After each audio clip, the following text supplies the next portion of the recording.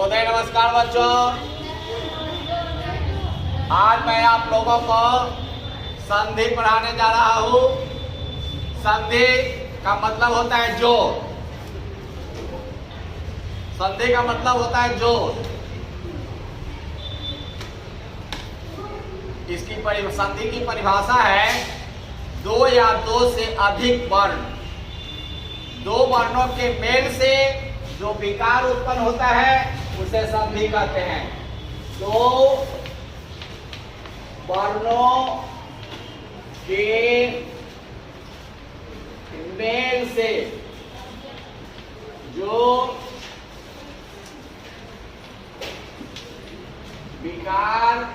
विकार उत्पन्न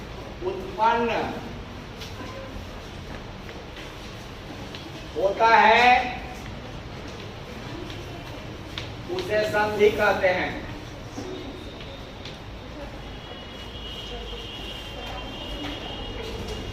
दो वर्णों के मेल से जो विकार उत्पन्न होता है उसे संधि कहते हैं। जैसे देखिएगा,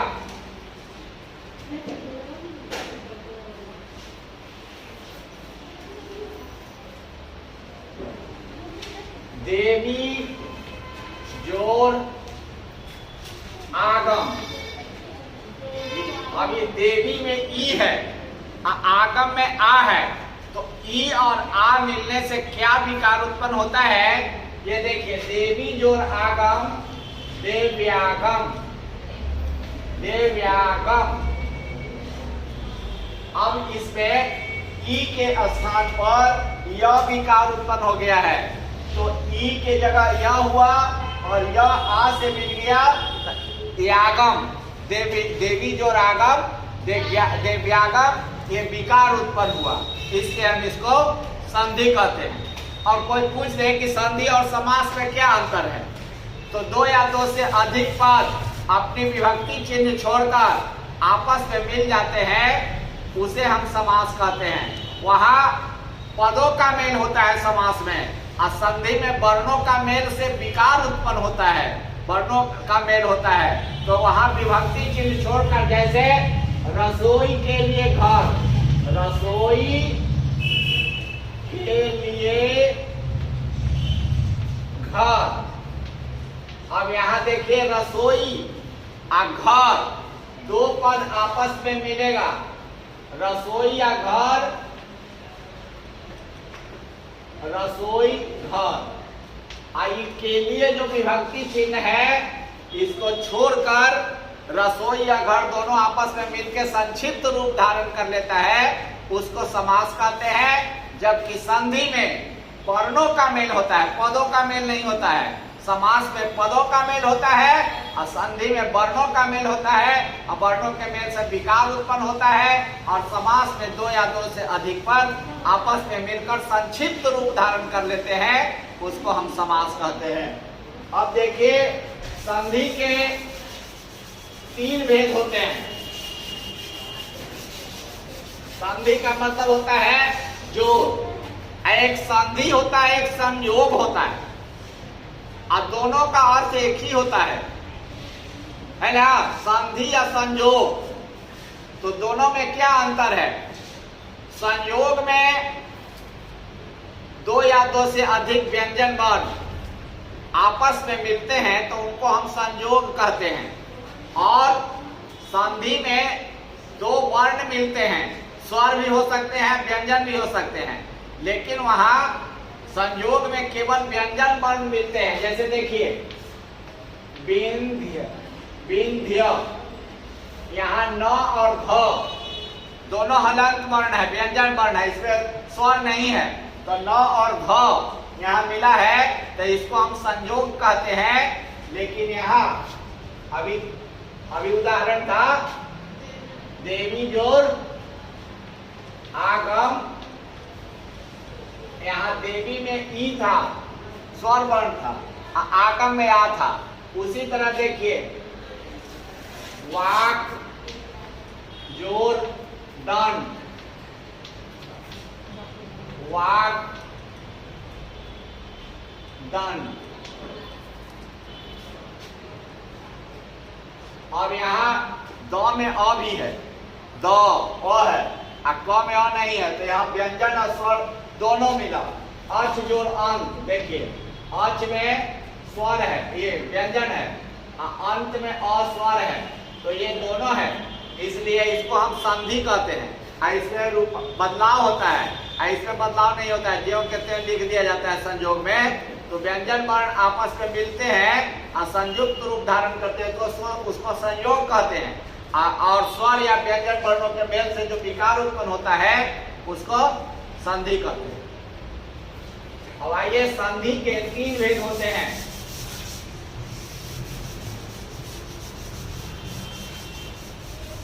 मिटा दें। संधि के 3 भेद होते हैं। पहला है स्वर संधि,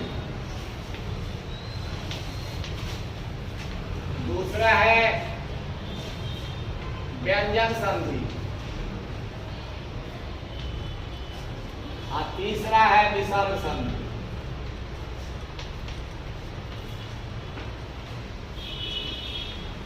स्वर वर्णों के साथ, स्वर वर्णों के मेल से जो विकार उत्पन्न होता है उसको हम कहते हैं स्वर संधि। स्वर के साथ स्वर मिलेगा, उसमें व्यंजन नहीं होगा। जैसे दैत्य, दैत्य अ है, औरी, दैत्य में भी अ, औरी में भी अ मिल के आ हो गया, ए हो गया दैत्यारी, इसको कहते हैं स्वर संधि। लेकिन स्वर वर्णों के साथ स्वर वर्णों के मेल से जो विकार उत्पन्न होता है उसको स्वर संधि कहते हैं। अब व्यंजन वर्णों के साथ स्वर अथवा व्यंजन वर्णों के मेल से जो विकार उत्पन्न होता है, स्वर भी हो सकता है, व्यंजन भी हो सकता है, तो उसको हम कहते हैं व्यंजन संधि। जैसे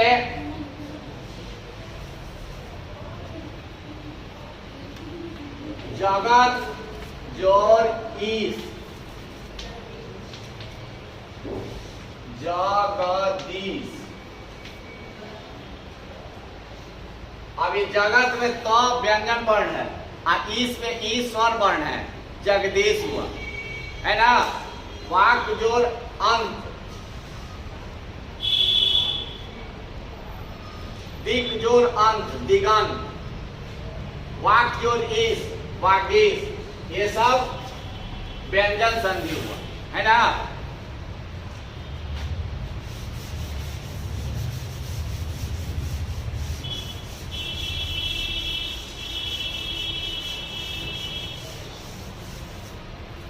अब विसर्ग वर्णों के साथ, विसर्ग वर्णों के साथ स्वर अथवा व्यंजन वर्णों के मेल से जो विकार उत्पन्न होता है उसे विसर्ग संधि कहते हैं। जैसे मनः, मनः जोर रथ, ये मनः में जो विसर्ग है विसर्ग के ओ हो जाता है और तब होता है मनोरथ, इसको कहते हैं विसर्ग संधि। समझ गए। संधि के 3 भेद होते हैं, स्वर संधि, व्यंजन संधि और विसर्ग संधि। अब सबसे पहले हम स्वर संधि पढ़ेंगे। स्वर संधि किसे कहते हैं? तो स्वर वर्णों के साथ स्वर वर्णों के भेद मेल से जो विकार उत्पन्न होता है उसे स्वर संधि कहते हैं। ये स्वर संधि के 5 भेद होते हैं। क्रम से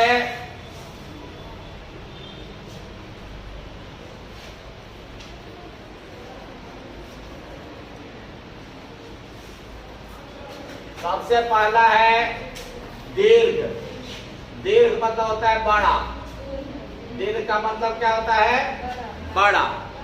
सबसे पहले जो जन्म लेता है उसको सबसे बड़ा कहते हैं, है ना। उसके बाद होता है गुण, उसके बाद होता है वृद्धि, वृद्धि, उसके बाद यण, उसके बाद आयाम, तो दीर्घ किसे कहते हैं? दीर्घ संधि किसे कहते हैं? कहता है कि ह्रस्व या दीर्घ। अब ह्रस्व क्या होता है, दीर्घ क्या होता है, आपको हम समझाते हैं। ह्रस्व या दीर्घ ई उ री,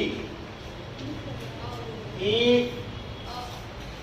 उ री, अ ई उ री, ह्रस्व या दीर्घ अ ई उ री। तो दीर्घ क्या होता है, तो आ हो गया, ये हो गया, उ ये री, ये दीर्घ है। ये दोनों में कोई होगा।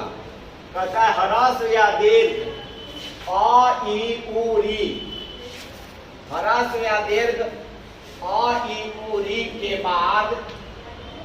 बाद यदि पुनः माने फिर ह्रस्व या दीर्घ अ ई उ री आए, अ ई उ री आए, तो दोनों मिलकर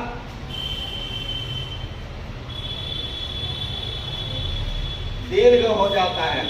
दोनों मिलकर क्या होता है, दीर्घ हो जाता है। जैसे देखिए अ प्लस अ बराबर आ। अब देखिए इसका उदाहरण, देव देव औरी, देवारी माने देवता के शत्रु। बोला और मिलके आ हुआ ना है। अब अ प्लस आ, अ प्लस आ बराबर आ।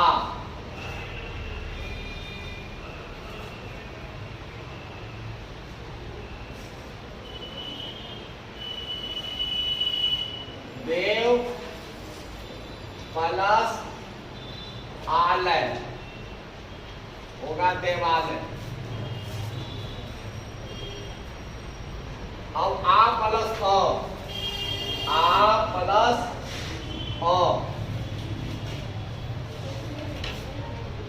विद्या, विद्या प्लस अर्थी,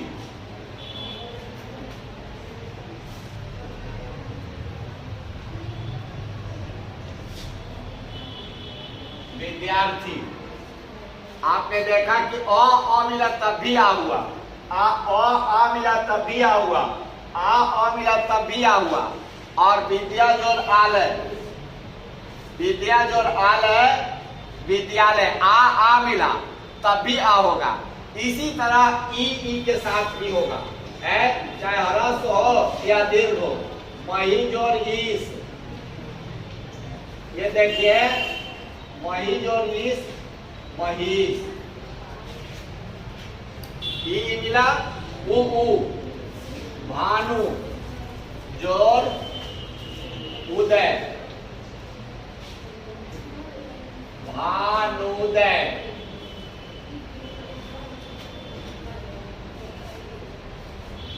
इसी तरह री पितृ, देखिए पितृ जोड़ ऋण,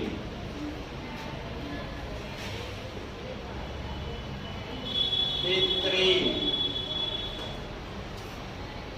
ये दीर्घ संधि के उदाहरण हुए। ह्रस्व या दीर्घ अ ई उ री के बाद पुनः यदि ह्रस्व या दीर्घ अ ई उ री आए तो दोनों मिलकर दीर्घ हो जाता है।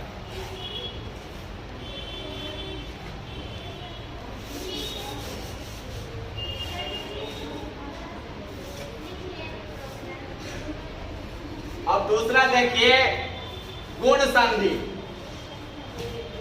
गुण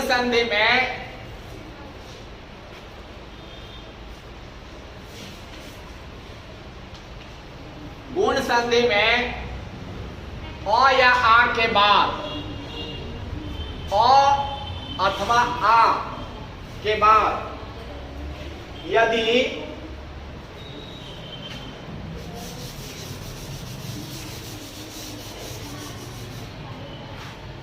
अ अथवा आ के बाद यदि ई आए, ओ या आ के बाद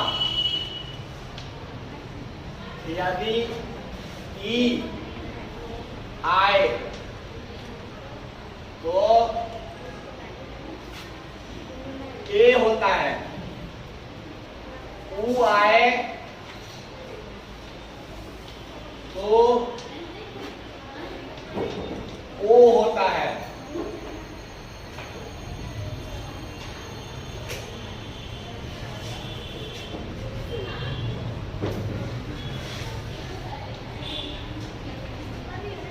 ऊ आए तो ओ होता है,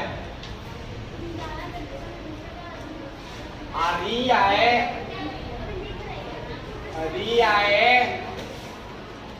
तो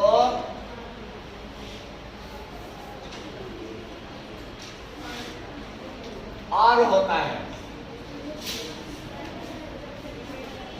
देखिए अ या आ के बाद यदि ई आता है तो ए होता है, ऊ आता है तो ओ होता है, और ई आता है तो अर होता है। जैसे देखिए उप जोड़ इंद्र, उप में अ है, इंद्र में ई है, तो अ और ई मिलके एक गुण होता है। जैसे उप जोड़ इंद्र उपेंद्र, उमा जोड़ ईश उमेश, सत्य जोड़ इंद्र सत्येंद्र, महाजोर उत्सव महोत्सव ओ गुण हुआ। और महाजोर ऋषि महर्षि, देव जो ऋषि देवर्षि, सप्त जो ऋषि सप्तर्षि। और आ के बाद री आता है तो अर होता है, ई आता है तो ए होता है, ऊ आता है तो ओ होता है। इसी को गुण संधि कहते हैं, इसी को गुण संधि कहते हैं।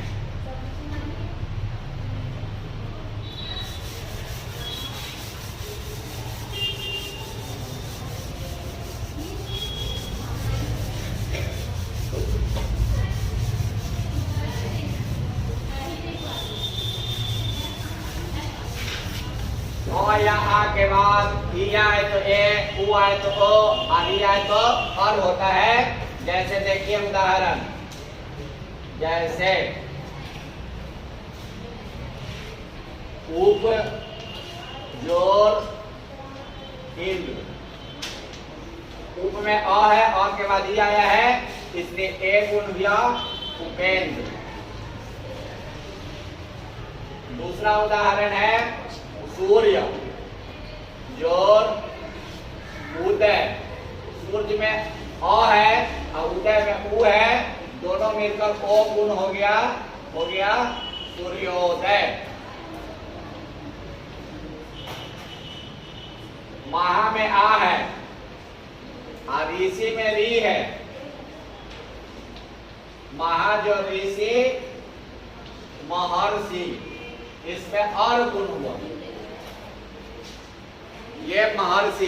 इसी तरह सप्तर्षि देवर्षि राजर्षि इत्यादि होंगे, इसी को गुण संधि कहते हैं। एक बार फिर से देखिए, अ या आ के बाद यदि ई आए तो ए होता है, ऊ आए तो ओ होता है, और ई आए तो अर गुण होता है। इसी को गुण संधि कहते हैं। ठीक है।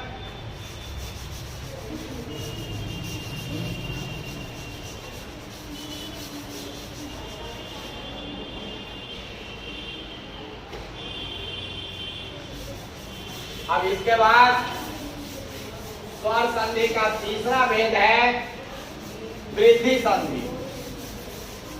वृद्धि संधि तीसरा भेद है।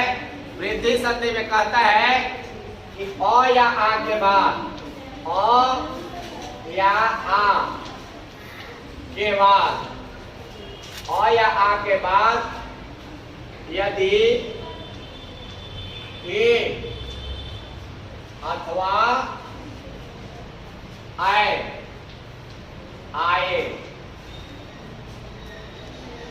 तो आए होता है, आए होता है। ओ या आओ के बाद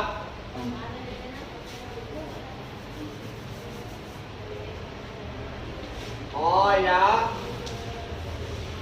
आ के बाद ओ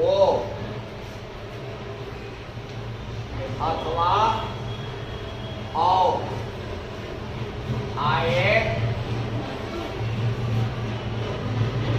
तो आओ होता है। ये या कहता है अ या आ के बाद ये या आए रहेगा तो आए होगा, और ओ या अ होगा तो औ होगा। जैसे देखिएगा, एक में अ है, क में अ है, एक जोड़ एक तो हो जाएगा एक है। उसी तरह जल, जल में अ है, ओग, जल जोड़ ओग, जलौग। ओग मतलब होता है प्रवाह, जल का प्रवाह। देखिए सर्व, सर्व जोड़ औषधि, औषधि,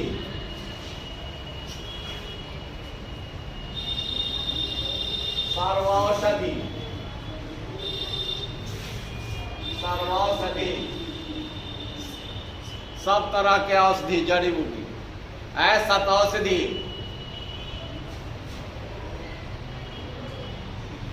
समझ में आ गया? अ या आ के बाद यदि ए आता है या अथवा आय आता है तो आय होता है, ओ या अ आता है तो अ होता है। इसी को वृद्धि संधि कहते हैं। इसको क्या कहते हैं? वृद्धि संधि कहते हैं।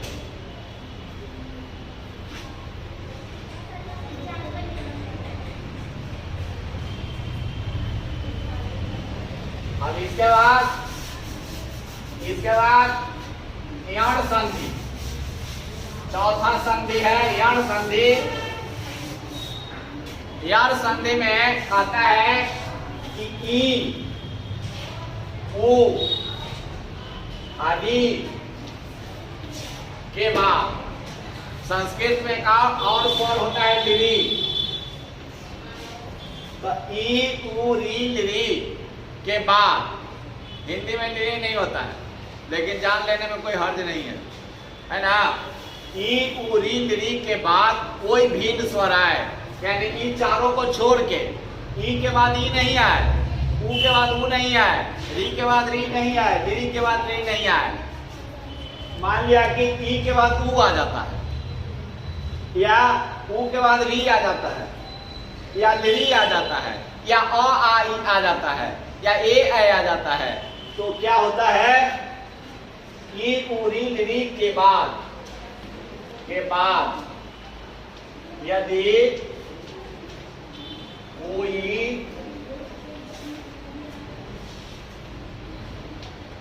भिन्न स्वर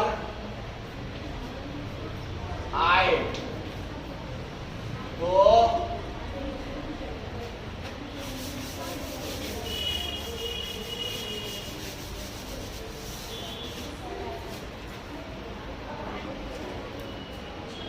ई का य, ऊ का व,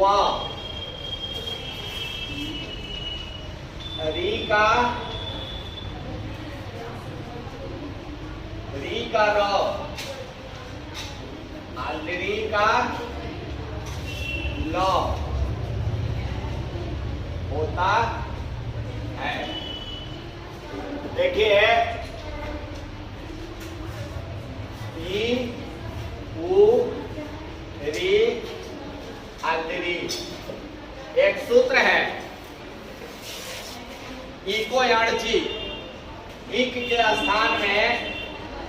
यण होता है। यण मतलब य व र ल होता है।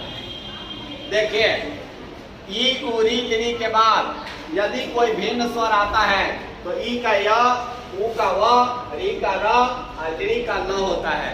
जैसे देखिए इति जोर आदि,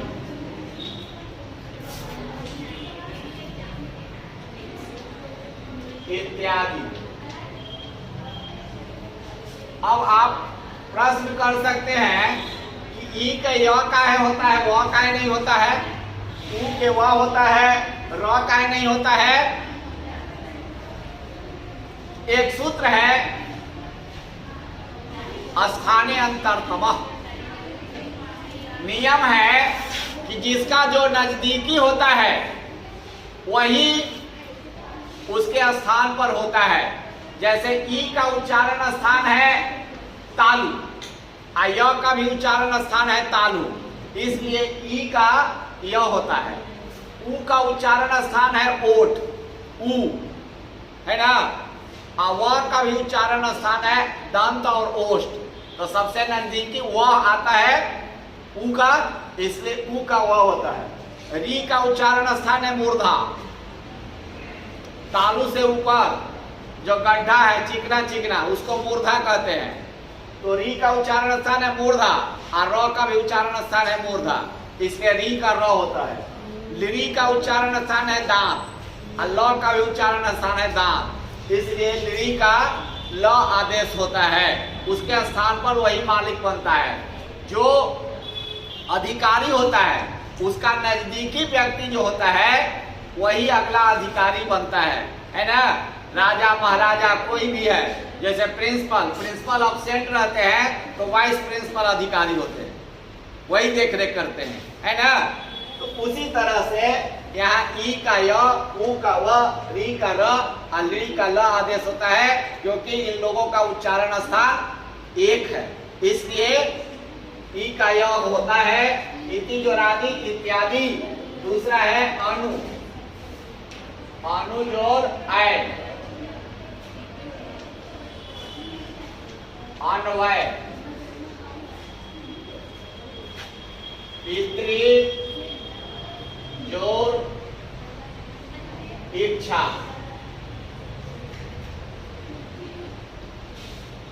पितृक्षा। री के र हो गया पितृक्षा है, और ली के ल होता है ली। ली मतलब होता है लंगड़ा टेढ़ा मेढ़ा। आकृति,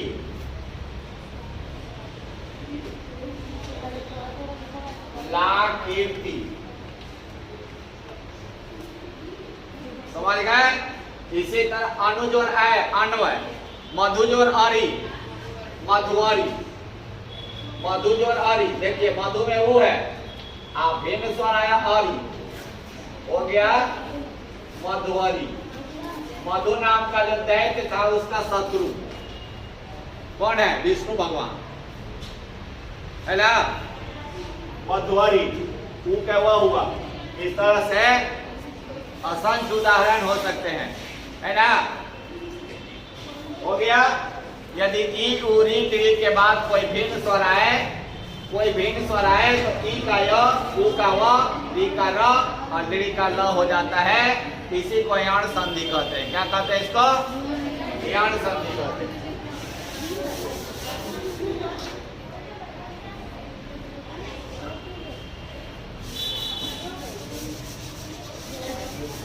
और सबसे अंतिम संधि है अयादि संधि। अयादि संधि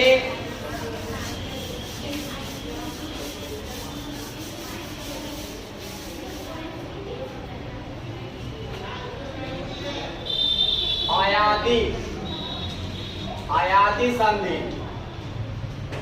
अयादि संधि में कहता है यदि ए ऐ ओ औ, यदि ए ऐ ओ औ के बाद, यदि ए ऐ ओ औ के बाद कोई भिन्न, भिन्न मतलब इनको छोड़ के, है ना, भिन्न मतलब इनको छोड़ के, भिन्न है कोई भिन्न स्वर आए तो ए का आए,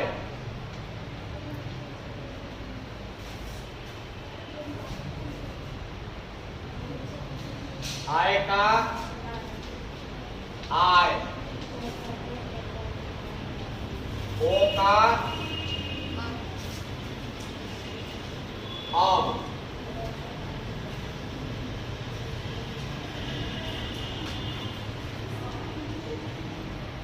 औ का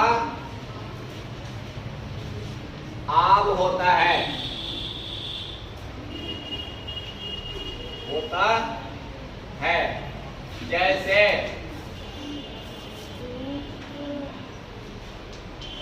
से जोर अन क्या होगा, से जोर अन सायन, अच्छे जोर अन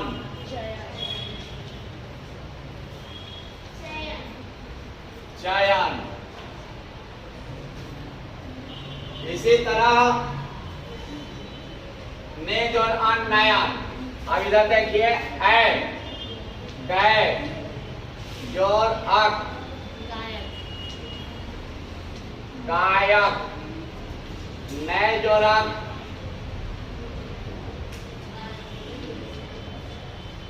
नायक,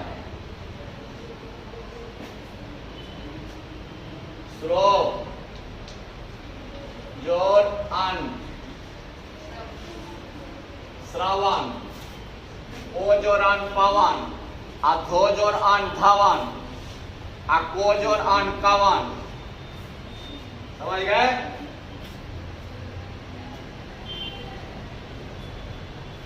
नो जोर अल नवल है, अभाव जोर अक भावक, जोरक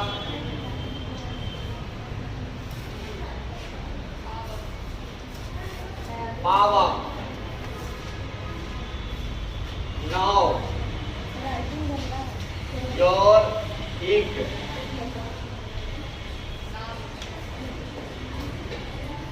नाविक,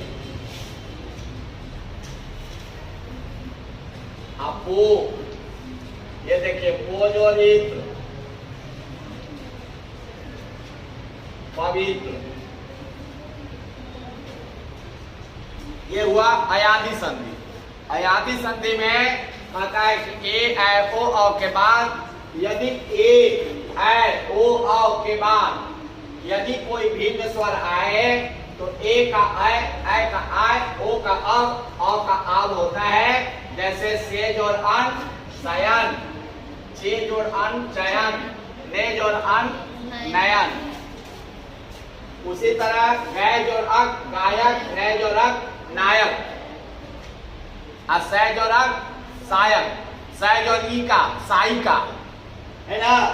नौ जोर इच नाविक, ओ जोर इच पवित्र, श्रो जोर अन श्रवण, धौ जोर अक धावक, पौ जोर अक पावक इत्यादि अयादी संधि के उदाहरण हुए। बच्चों आप ये स्वर संधि के जो 5 भेद हैं, दीर्घ संधि, गुण संधि, वृद्धि संधि, यण संधि, अयादी संधि, इसको अपने अभ्यास पुस्तिका में लिखेंगे और इसका अभ्यास जो है सो संधि बनाएंगे। धन्यवाद।